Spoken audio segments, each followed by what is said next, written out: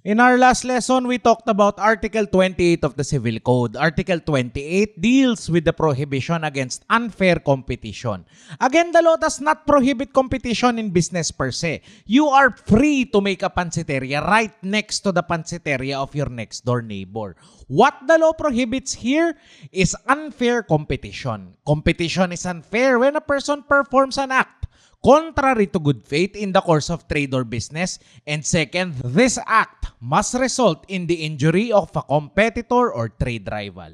Today, we're taking a look at Article 29 of the Civil Code. It's not a particularly long provision, but I think it's a potential source of confusion when read without the proper context. There are a lot of new concepts in this provision, kapatid, and we'll try to go through all of them. By the end of this lesson, you should be able to 1. Enumerate the different degrees of proof or quanta of evidence required for particular proceedings.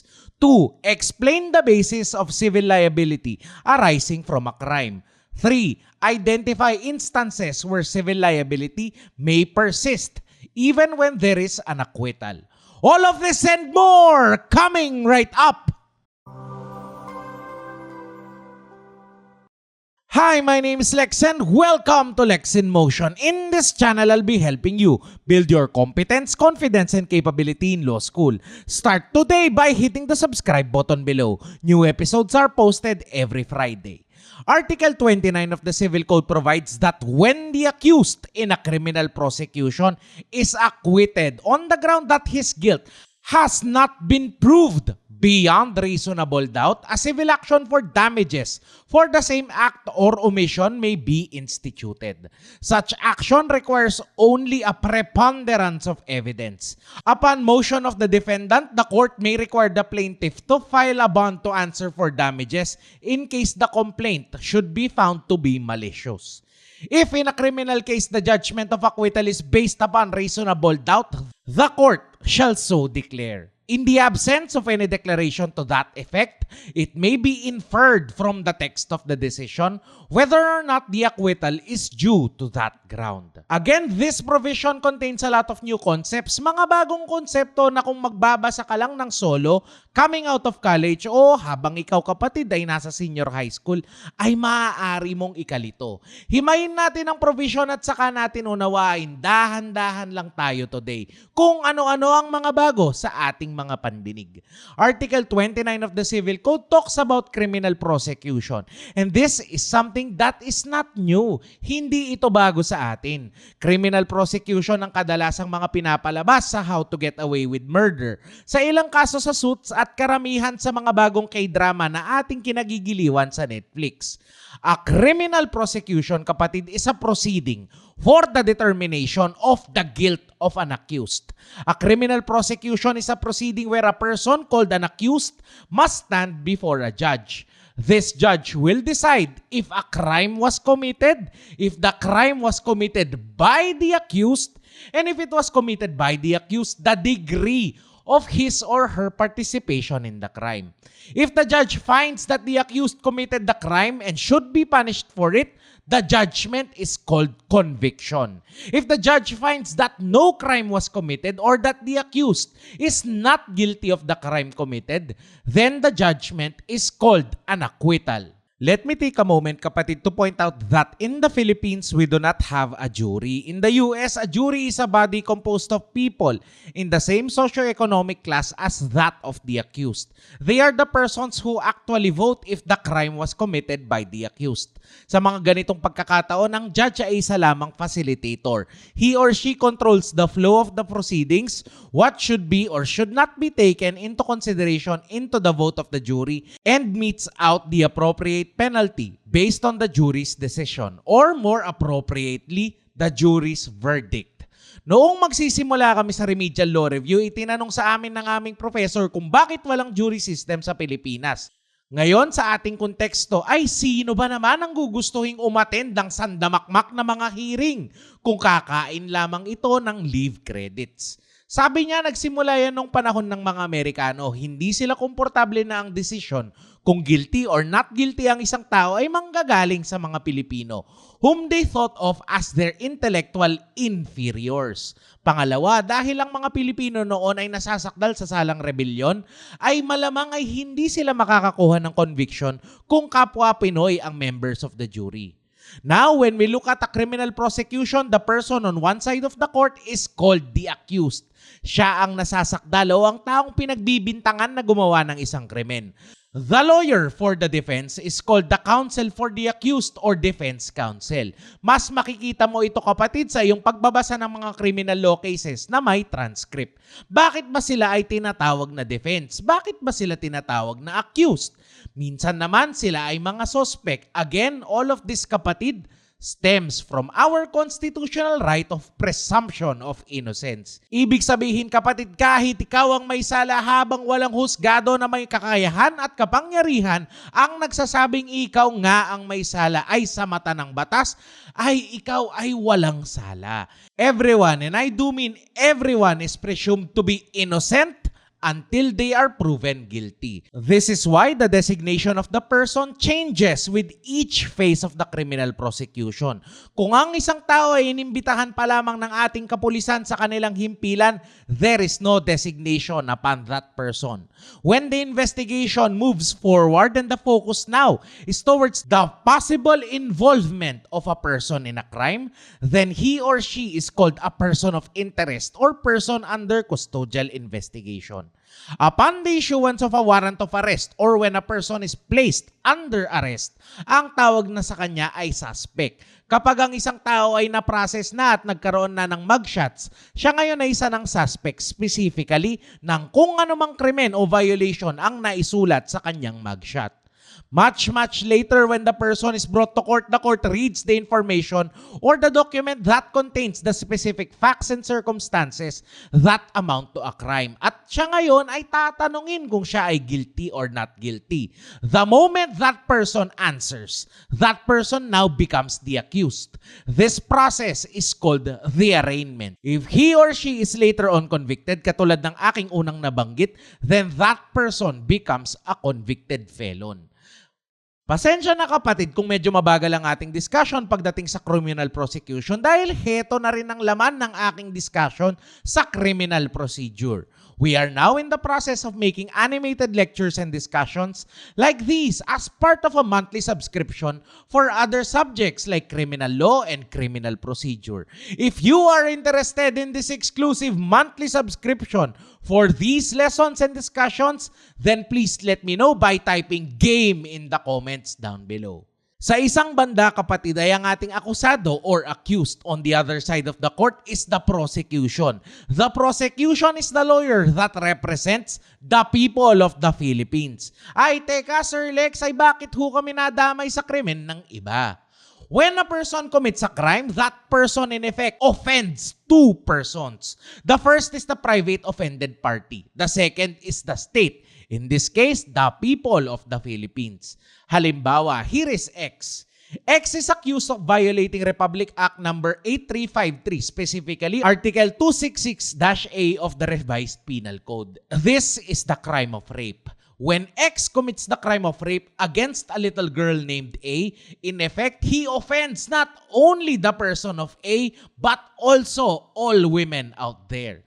Kasi kung walang crime si X at mapaparusahan siya dahil lamang sa ginawa niya kay A, we are in effect sending the message that it's okay to rape all mothers, daughters, at ang ating mga pamangkin.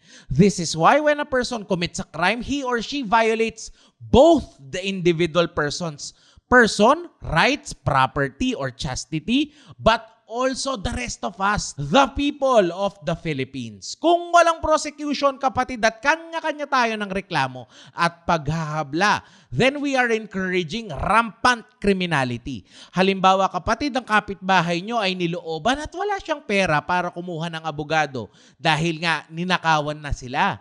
Then we are sending the message that it's okay to commit robbery. For this reason, kapatid, libre ang services ng ating prosecution. Prosecution is handled primarily by the National Prosecutorial Service. It's an attached agency to the Department of Justice. By way of exception, a party may hire a lawyer to prosecute a crime and he is therefore acting as a private prosecutor. This private prosecutor may only appear under the authority and supervision of the prosecutor assigned to the case. He is in effect representing the smaller interests of his client as the private offended party versus the much broader scope of the prosecutor who must show up as a representative of the people of the Philippines. When a person commits a crime, he or she is in effect liable. Siya ay dapat managot not only to the people of the Philippines but also to the private offended party. Halimbawa sa krimen na rape, dapat managot ang akusado hindi lang sa babaeng kanyang ni-rape, kundi pati na rin sa Estado, in this case, the people of the Philippines. Article 100 of the Revised Penal Code teaches us that every person criminally liable is also civilly liable. Mahaba ang discussion dito, kapatid, at kahit ang mga author ay hindi nagkakasundo sa basehan ng civil liability na isinasaad sa Article 100 ng RPC. Sa isang banda ay may mga nagsasabi na ang civil liability sa Article 100 ay pareho lang ng liability arising from a crime. Again, this makes total sense. Article 100 merely repeats what is provided in the Civil Code. Sa isang banda, at ito rin naman ang turo ni Atty. Rabuya noong panahon namin. Sabi niya, lahat ng taong gumagawa ng krimen ay nananagot, hindi lamang dahil sa krimeng kanilang ginawa, kundi dahil may damage sa private offended party. Ibig sabihin, kapatid, sa kasong rape may damages dyan, hindi lang dahil rape is a crime, kundi nasira ang pagkatao ng rape victim.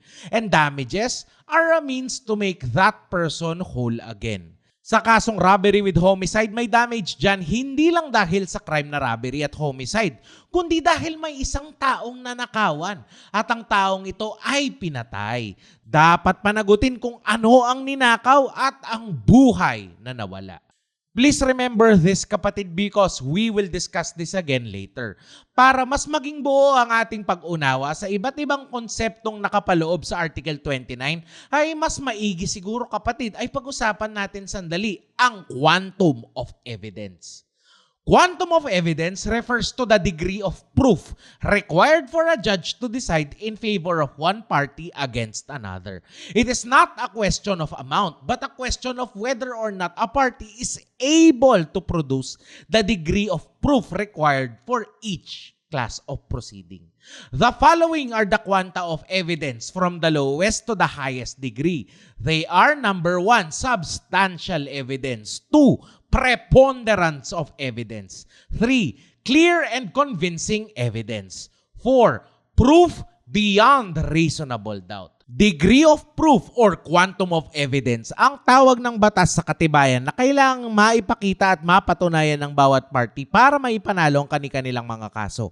Importante, kapatid, ang order ng enumeration dahil dito natin malalaman kung alin sa kanila ang mas matimbang.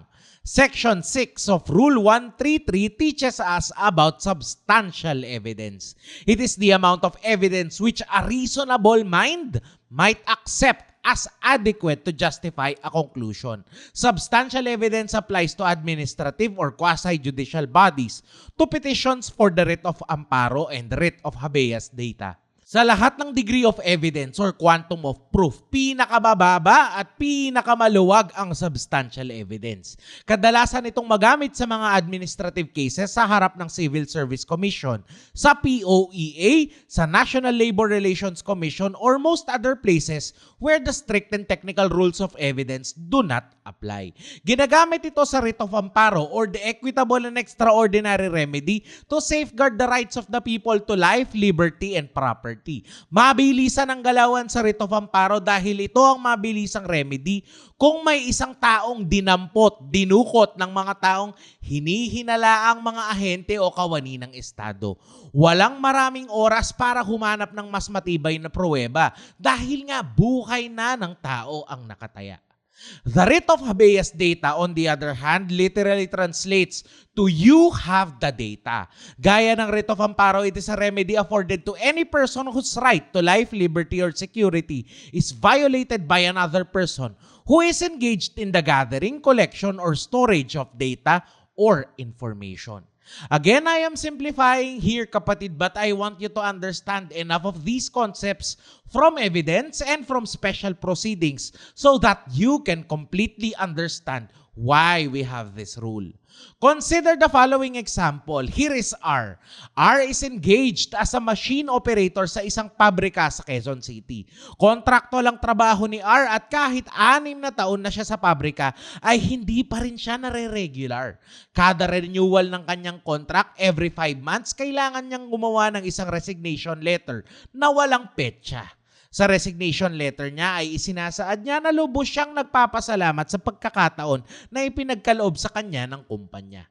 Dumating ang araw na nagreklamo si R sa NLRC upang humingi ng regularization at kung pwede daw sana ay umabot naman sa minimum wage ang kanyang sahod. Sa sagot ng kumpanya ay hindi na ho namin pwedeng gawing regular si R. Matagal na po siyang nag-resign sa amin. Narito po ang kanyang resignation letter. Kitang-kita naman po na yan ay kanyang sulat kamay. Kanya ang pangalan na yan at bagkus yan ay kanyang pinirmahan. Sa susunod na pleading ni R ay sinabi niya na hindi siya nag-resign. Period. Gusto niya ng regularization at kung ano man ang naging kulang para umabot sa minimum wage. Now kapatid, you are now asked to decide on this case. The question is whether or not R really resigned from his job as a factory worker. When we take a closer look at his resignation letter, we see that the date appears to be written by a different person because the ink is different and the handwriting is different. Now kapatid, nag-resign ba si R? Should we accept this resignation letter based on the facts I have just narrated? I need you to pause this video and write down your answer in the comments down below.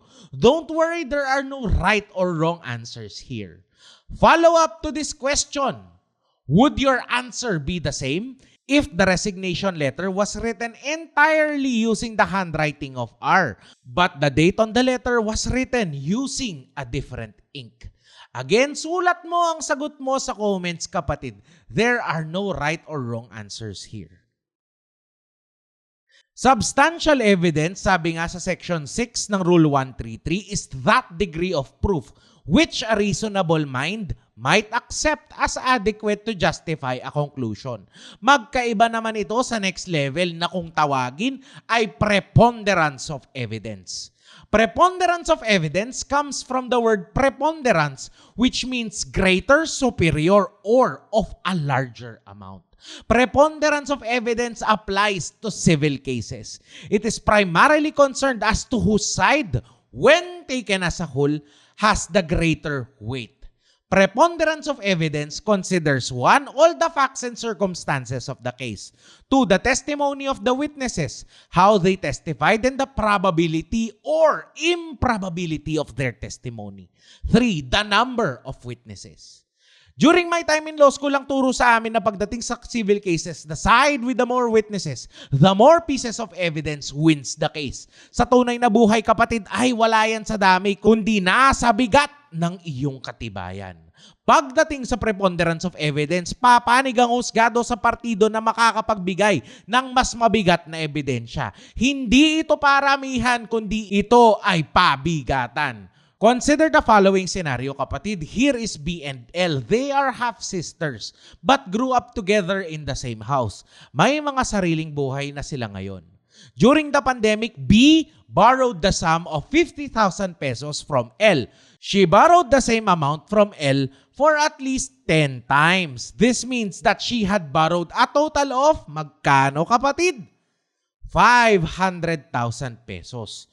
For every time that B borrowed money, L made B sign a promissory note. The note says that B is borrowing the amount of 50,000 pesos and that she promises to pay it back in 6 months. L now comes to court with 10 of these documents. She complains that B borrowed money. Specifically, she borrowed 50,000 pesos 10 times. She presents to the court the 10 promissory notes amounting to 500,000 pesos. B is later summoned to court and that she claims that she received money from L and that if they were summed up, baka nga naman aabot ng 500,000 pesos. However, B says she does not owe anything to L because these were donations, hindi po ito utang. Ayuda po ito lalo ngayong panahon ng pandemya. Total, si L daw ay namayagpag sa pagtitinda ng mga halaman, face shield at alcohol ngayong pandemic. If you were the judge on this case, to which side would the evidence preponderate? Sino ang ating papanigan? Alin ang mas matimbang? May utang ba si B kay L? Again, pause this video and discuss your answers down below. Follow up to this question assuming that B came to court and presented the following documents. 1. A screenshot of the online money transfer made to the security bank account of L for the sum of 500,000 pesos. And an email to B from her bank confirming that she actually transferred money from her account to the account of L. To which side should the evidence in this case preponderate? Again, in this case, we have 10 promissory notes signed by B in favor of L on one side versus 2 screenshots ay dadalawa lang. 2 screenshots from B stating that she paid back 500,000 pesos. Alin sa dalawa ang mas matimbang? The third level or third degree of proof or quantum of evidence is called clear and convincing evidence. The problem with this concept is that because it is relatively new, the law does not give us an exact definition. Clear and convincing evidence is more than mere preponderance of evidence, but not to the extent of such certainty as is required beyond reasonable doubt. Clear and convincing evidence is required when 1. Granting or denying bail applications. 2. Overturning disputable presumptions. 3. Invoking justifying circumstances such as self-defense. Sa madaling sabi kapatid, ang clear and convincing evidence ay nasa number 3 dahil mas matimbang ito sa number 2 na preponderance of evidence. Pero hindi kasing bigat ng proof beyond reasonable doubt ang ating number 4. Mas maiintindihan mo siguro ito when we discuss reasonable doubt. For now, I need you to remember that proof beyond reasonable doubt is the degree of proof that's required to get a conviction. Ginagamit ang clear and convincing evidence sa bail applications dahil una, hindi ito ordinaryong civil case. Nasapat na ang pabigatan ng katibayan. Hindi pa rin naman nagkakaroon ng full-blown trial dahil at this point, humihingi pa ng piyansa ang akusado. So, hindi pa rin applicable ang proof beyond reasonable doubt. Clear and convincing evidence din ang required kapag ang pinag-uusapan ay disputable presumptions. As I've discussed in previous lessons, a disputable presumption is one which can be overturned upon the presentation of clear and convincing proof. Halimbawa, under Rule 131 of the Rules of Court, a person who has been absent for 7 years and it is not known whether or not that person is still alive, the law presumes that he is dead for all purposes except that of his succession. If he is absent for 10 years and it is not known if he is still alive, then the heirs may open his succession. Pwedeng-pwede na nilang paghatian kung ano man ang kanyang mga naiwang bahay, lupa, kotse at alahas. Ngayon kapatid, nagpakita ang taong ito, ang ating absentee sa gitna ng paghahati nila. Is this clear and convincing evidence that our absentee is alive? Is this clear and convincing evidence that the disputable presumption has actually been disputed? The answer, kapatid, is yes. There is no greater proof that a person is alive than his actual appearance. Ngayon, kapatid, would your answer be the same if instead of a personal appearance, ang nagpakita sa korte ay ang kuya daw ng ating absentee? Dala ang sulat kamay ng ating absentee na siya ay buhay, pero siya ay naka-self-quarantine pa sa Clark dahil galing siya ng Dubai at sa Sabado pa siya makakalabas. Is this clear and convincing evidence that our absentee is alive? Finally, let's talk about reasonable doubt. Reasonable doubt naman ang dahilan, kapatid, kung bakit natin naungkat ang discussion ng quantum of proof at kung saan sila nagagamit. Heto rin ang pinupunto sa atin ng Article 29 ng Civil Code. Proof beyond reasonable doubt is the degree of proof required to secure a conviction. Anytime a judge entertains reasonable doubt, then the accused is entitled to an acquittal. Proof beyond reasonable doubt does not mean such degree of proof as excluding the possibility of error produces absolute certainty. Judges are only required to reach moral certainty or that degree of proof which produces conviction in an unprejudiced mind. In practical terms, kapatid, proof beyond reasonable doubt happens when a trial judge is convinced that the accused committed the crime. The law does not require that the judge be absolutely sure. Sabi ng aming professor, so long as the judge can sleep well at night, then there is proof beyond reasonable doubt. In criminal cases, it's the prosecution's job to prove each and every element of the crime with proof beyond reasonable doubt. Halimbawa, when it comes to homicide or murder, there has to be proof that the accused fired the gun, that the gun used was one and the same as that killed the victim, and that the victim died. If one of these elements is missing or one of these elements has not been proven beyond reasonable doubt, then we have reasonable doubt. The result must be an acquittal.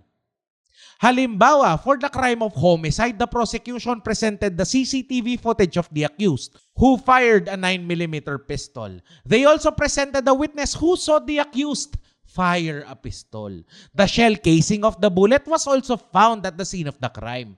When the accused was apprehended, a pistol was found in his possession and that the ballistics tests confirmed that this matches the cartridge found at the scene of the crime.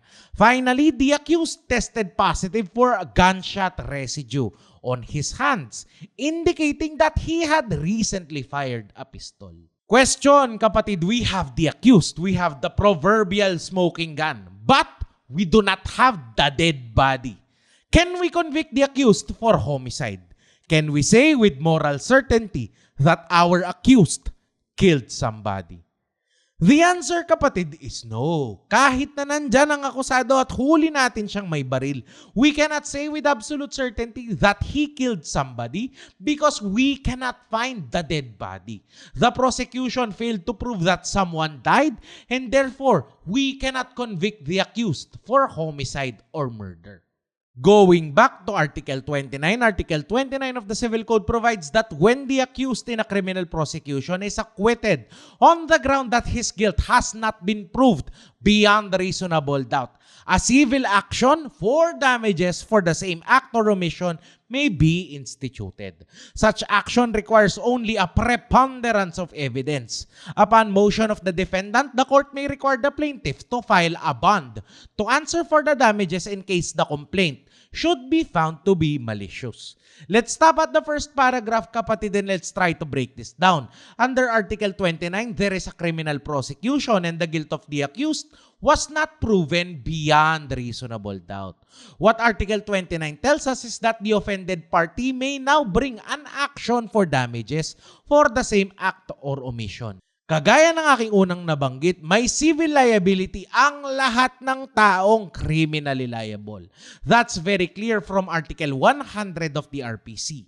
What Article 29 tells us is that if we cannot put the accused behind bars for a crime because of reasonable doubt, then do not worry, there is still a solution. Ang sagot dito, kapatid, ay isang action for damages. Kung kulang ang ating ebidensya para mapakulong ang akusado, at least sabi ng batas ay pwede mong subukan na panagutin siya sa isang civil case kung saan mas maluwag ang rules of evidence, mas mababa ang quantum of proof required.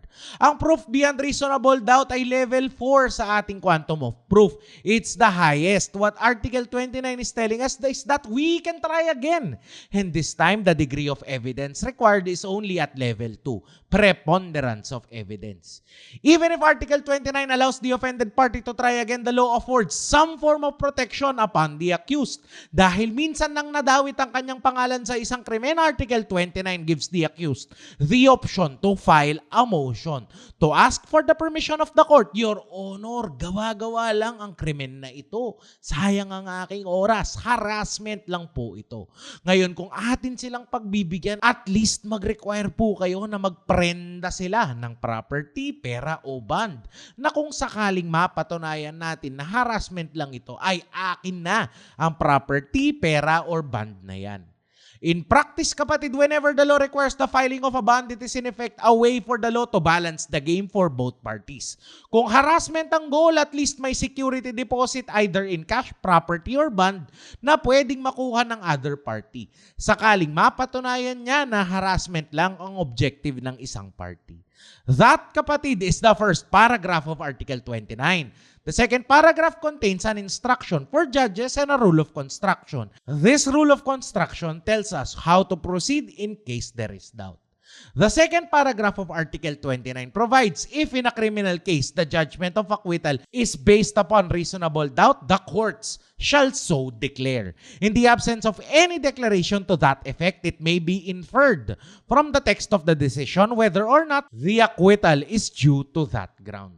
Walang mahirap unawain dito, kapatid. Ang ibig sabihin lang sa atin ng batas ay dapat isulat ng ating mga judge kung ang ground ng acquittal ay reasonable doubt. Importanteng maisulat ito, kapatid, para alam natin kung ano ang mga next steps or other options ng private offended party. Ngayon, kung sakaling hindi na isulat ni judge na reasonable doubt nga ang kanyang ground, then Article 29 tells us to read the text of the decision and to figure out if the ground is actually reasonable doubt or some other ground. Mahaba na ang ating discussion, kapatid, but there is one more rule I would like to point out, and you will encounter this rule again in criminal procedure. The last paragraph of Section 2 of Rule 111 of the Rules of Court tells us that the extinction of the penal action does not carry with it the extinction of the civil action. However, the civil action based on delict shall be deemed extinguished if there is a finding in a judgment in the criminal action that the act or omission from which the civil liability may arise did not exist. I think the best way to illustrate this rule is to discuss a very short case. The case here is Kainya versus People of the Philippines. Sir Lex, bakit po baligtad? Bakit parang si Kainya ang nagdedemanda sa People of the Philippines? That question can be answered as we go through the case. Si Merlin Kainya ay isang jeepney driver. Hindi mabilis ang kanyang pagmamaneho. Subalit nagkaroon siya ng aksidente. Nabangga daw niya si Dolores Perez. Si Merlin Kainya ngayon ay humaharap sa kasong reckless imprudence resulting in serious physical injuries. The elements of this crime under Article 365 of the Revised Penal Code are: 1. There must be reckless imprudence or a voluntary act, but without malice, which involves the doing or failing to do of an act. 2. That this voluntary act must result to material injury or damage. 3. That the injury in this case must be serious. During the trial, the witness for the prosecution, Rene Aba, stated that the jeepney was not running fast. Just the regular speed or the speed of a jeepney could travel. Dahil walang kapabayaan na nangyari ayon sa Municipal Trial Court, absuelto ngayon si Merlin Kainya. The ground for the acquittal was reasonable doubt. At this point, kapatid, Dolores Perez, or the person who was injured, now had the option to file a civil action to try and prove that Merlin was negligent, and he must be made liable for the damage that Dolores suffered. The quantum of proof required would now be mere preponderance of evidence. Now, the Municipal Trial Court ordered that Merlin Perez should be liable to pay the sum of 2,893 pesos and 40 centavos. When the case reached the Supreme Court, speaking through Justice Gutierrez Jr., applied Section 2 of Rule 111 of the Rules of Court. The Supreme Court noted that the most important element of the crime of reckless imprudence resulting in serious physical injuries is reckless imprudence. When there is no reckless imprudence, then there is no crime under Article 365 of the Revised Penal Code. Even if the ground for acquittal is reasonable doubt, then there can still be no civil liability when the act or omission imputed as a crime does not exist. Let me walk you through the decision, kapatid. As a general rule, every person criminally liable is also civilly liable. The exception is that even when a person is not criminally liable because of reasonable doubt, then the accused can still be held civilly liable. The exception to the exception is when the act or omission from which the civil liability may arise does not exist. Ang lahat ng akusado ay dapat managot hindi lamang sa mga naging biktima ng kanilang mga krimen. Kahit absuelto ka na sa people of the Philippines, ay pwedeng-pwede ka pa ring managot sa naging biktima ng iyong krimen. Pwedeng absuelto sa pananagutan sa biktima kung wala talagang crime na nangyari. To summarize tonight's lesson, number 1, the general rule is that every person criminally liable is also civilly liable. 2, the exception is when the ground for acquittal is reasonable doubt. 3, the exception to the exception is when the act or omission from which the civil liability may arise does not exist. When this happens, the accused incurs 0 criminal liability and 0 civil liability. 4, the 4 quanta of evidence are substantial evidence, preponderance of evidence, clear and convincing evidence, and proof beyond reasonable doubt. I think we can stop here tonight, kapatid. This episode is heavy in new concepts, and I hope you take the time to watch it again kung malabo pa. There will be a short quiz in the description down below. Please take the quiz and post your score. Sobrang natutuwa ako kapag meron kayong natututunan. Please do not discuss the questions to the quiz in the comments down below so as not to spoil it for those who will take the quiz later. If you would like us to continue with the next lesson on persons, then please type yes in the comments down below. Thank you so much for watching. Like and share this video for Good Law School Carmind. I will see you next Friday.